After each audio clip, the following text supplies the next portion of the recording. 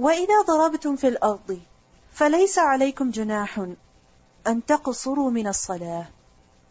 And when you travel throughout the land, there is no blame upon you for shortening the prayer. وَإِذَا ضَرَبْتُمْ فِي الْأَرْضِ. When you travel in the earth.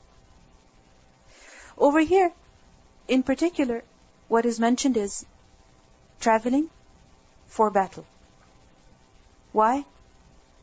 Because at the end of the ayah, إِنْ خِفْتُمْ أَنْ يَفْتِنَكُمُ الَّذِينَ كَفَرُوا, if you fear that the disbelievers will harm you, if you fear some attack from them. So, first of all, it is said that إِذَا ضَرَبْتُمْ فِي الْأَرْضِ, it refers to traveling for battle in particular. And if you look at all of these ayats, what are they talking about? Battle. So first of all, it is said that it refers to traveling for battle.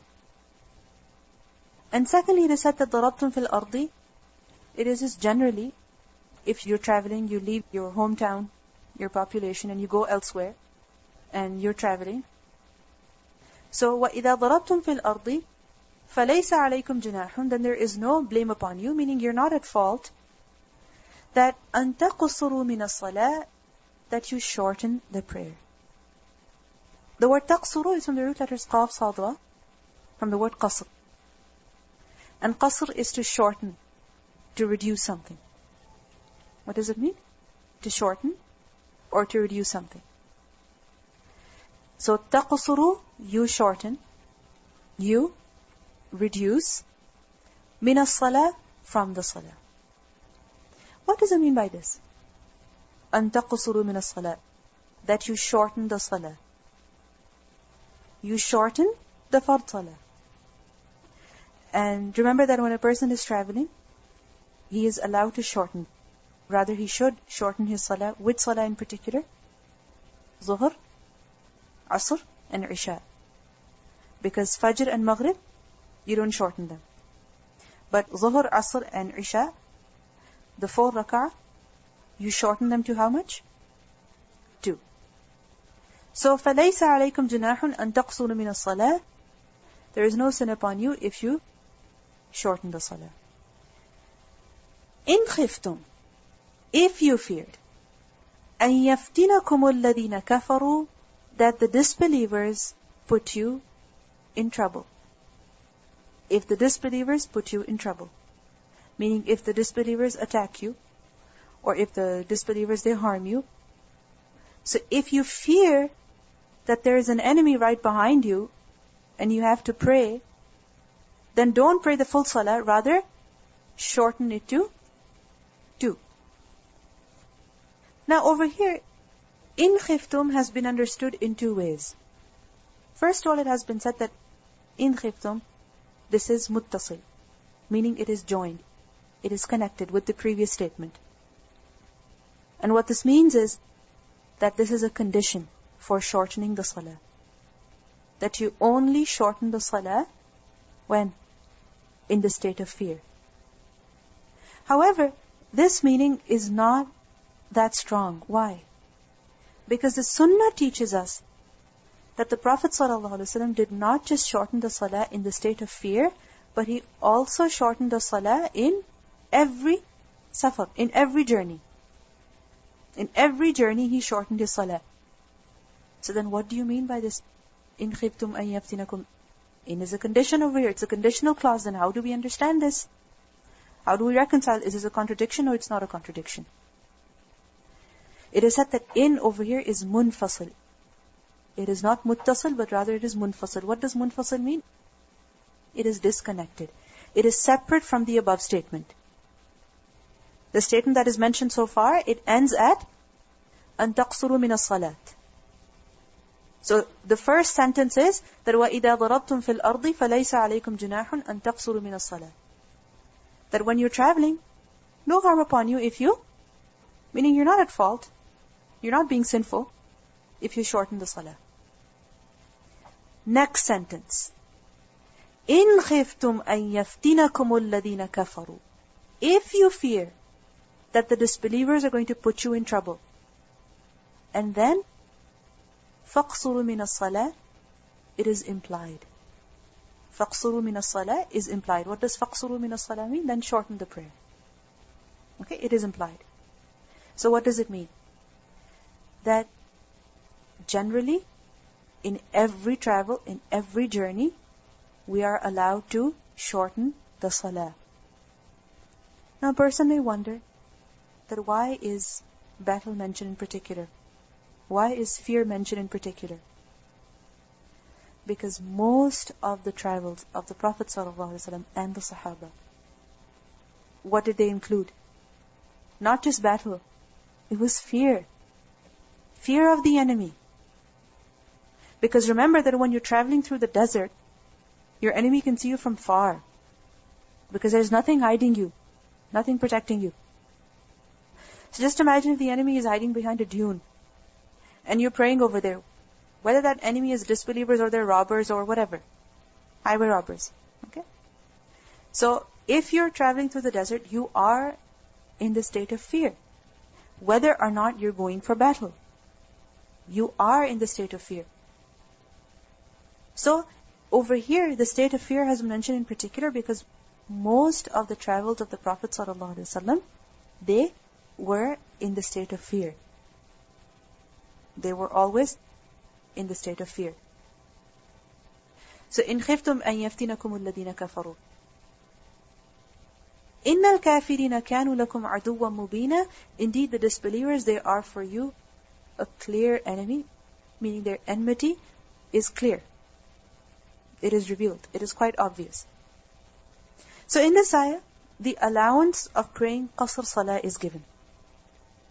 The allowance of praying qasr salah is given.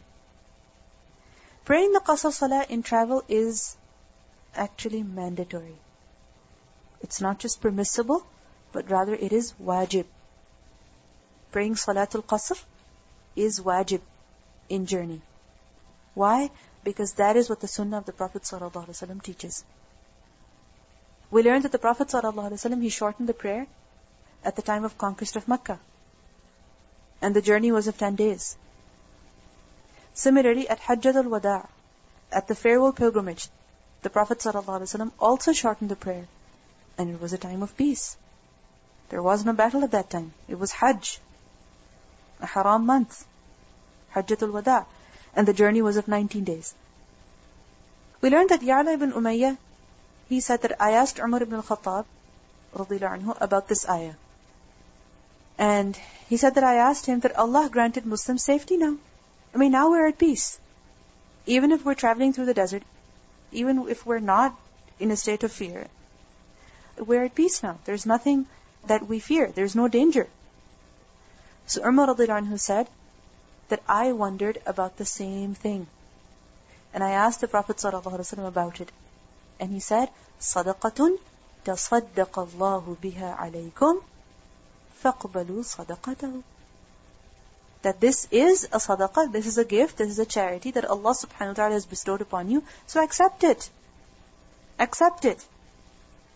Even though you're not in a state of fear, even though you're not facing any enemy, but still, when you're traveling, because you are traveling, Allah subhanahu wa ta'ala has given you this allowance. It's a gift from Allah.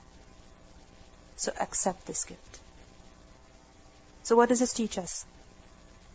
That Salatul Qasr is not just prayed in the state of fear, but rather it is prayed on every journey, every travel. In Bukhari, it has been recorded that Anas radhiyallahu anhu said that we went out with the Messenger of Allah sallallahu alaihi wasallam from Medina to Mecca. And he used to pray 2 rak'ah until we went back to Medina. So throughout his stay in Mecca, how much did he pray? 2 instead of 4. When Anas was asked how long they remained in Mecca, he said, we remained in Mecca for 10 days. So 10 days. It wasn't just the travel time that it took them from their home to the destination they were traveling to, but it was also their entire duration of stay that they prayed Qasr Salah until they came back. We also learned that Haritha bin Wahab, he said that I prayed behind the Prophet ﷺ the Zuhr and Asr prayers in Mina. What does that mean? At Hajj. When the people were numerous, and very safe. I mean, people didn't fear anything at all. Islam was established. And he prayed 2 rak'ah. He prayed 2 rak'ah. And as you know that qasr salah is the shortened salah. You shorten the dhuhr, asr, as well as isha. Now the question is that, do you pray sunnah? Do you shorten the sunnah as well? No, you don't. You don't pray sunnah at all. And if you wish to pray nafil, you're more than welcome to. You can pray as much nafil as you wish.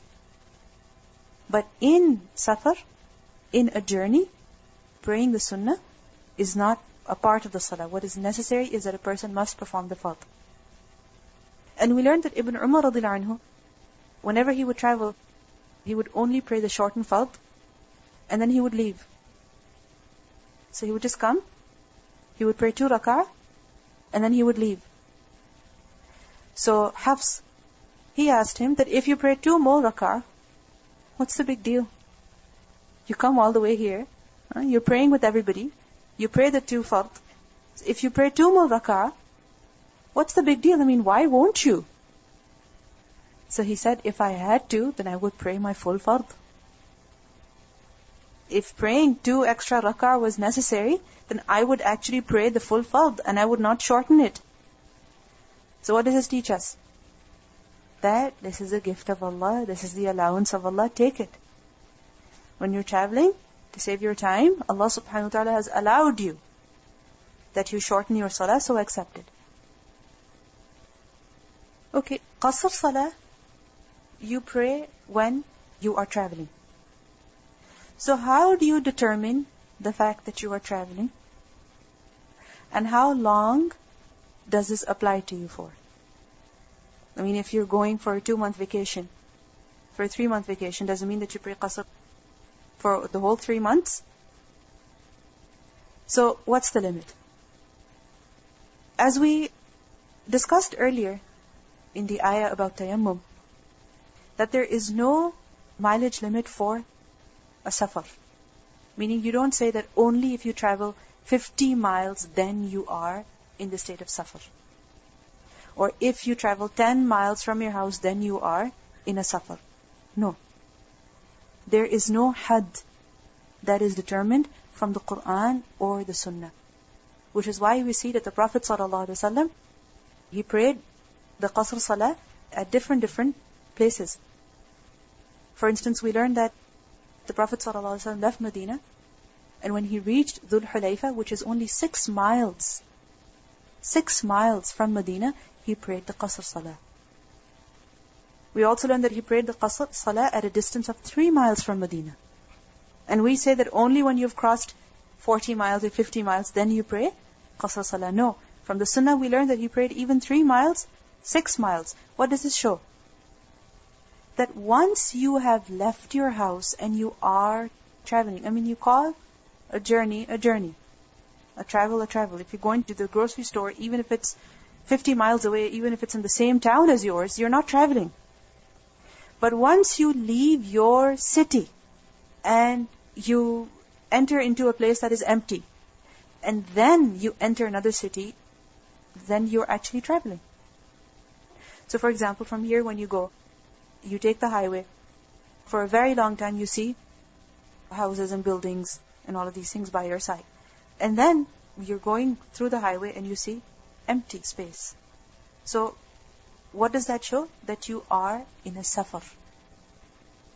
So once you have begun your safar, whether it is 3 miles away from your house or 6 miles away from your city, there's no minimum limit. You call a safar a safar. So this is one thing. And the second thing that we need to know is that how long can you pray qasr salah for? There are 2 things. If you know as to when you are going back home, you're sure that, for example, you go to another city and you know that after 5 days you're going to go back home. So if you know for sure about your return, okay, you know for sure about your return, your ticket is booked, your seat is confirmed, You have your plan, it's decided. Then in that case, we learn that the minimum from the Sunnah is 4 days. 4 days. That if you are staying somewhere for a minimum of 4 days, then what's going to happen? You're going to pray qasr. If you're staying for more than 4 days, then what's going to happen? You are going to pray full salah from the first day. Okay? You're going to pray full salah from the first day. Remember that. Okay? So basically, if you go somewhere, and you know that you'll be staying there for 2 days. So for those 2 days, you're going to pray qasr. You come back home. Finished. You're staying there for 3 days. What are you going to pray? Qasr. But if you know you're staying there for 5 days, then from the first day that you reach there, you're going to pray full. But according to Ibn Abbas, he said that it's 19 days. 19 days, which means that if you go somewhere and you are staying there for 18 days, how much are you going to pray? Qasr. But if you're staying there for 20 days, how much are you going to pray? Full. From when? The first day. And what's the evidence for that? As I mentioned to you, the hadith earlier, that Al-Hajjatul Wada', the Prophet ﷺ, he shortened the prayer as well. It was a time of peace, and the journey was how long? 19 days. So from that, we learn that it's at least 19 days. But let's say you go somewhere and you don't know when you're supposed to leave.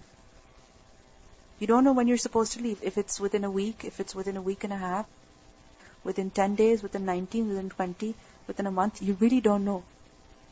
Then in that state, you continue to pray your qasr, salah, until you leave. Even if it means that you're praying qasr for like 3 months.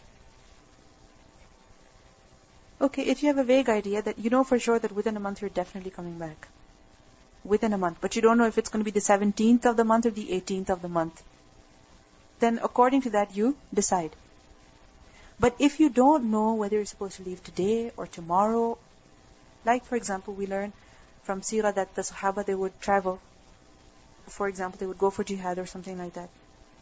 And they would be camped over there, and they would have to leave any day. They would be called back any day. So in that case, they would continue to pray qasr until they were called. Why? Because they didn't know if they were leaving today or 15 days from now or 20 days from now. So if you're not sure, then in that case you pray qasr until you find out.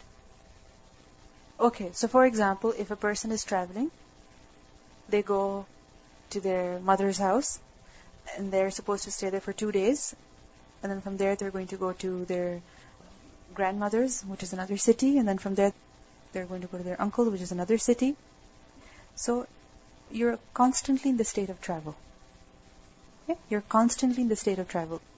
Then, as long as your stay is less than 19 days in a particular place, what are you going to pray? Qasr.